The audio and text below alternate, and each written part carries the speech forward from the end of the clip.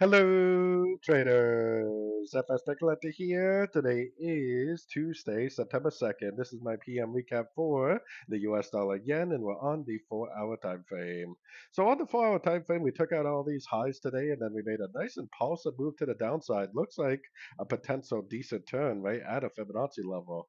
So, if it is a decent turn, then down here on the 1 hour time frame and below, we would want to have a Fibonacci retracement on here because if it does bounce from one of these fib levels, makes like a nice engulfing move to the downside, I definitely would take it as a short.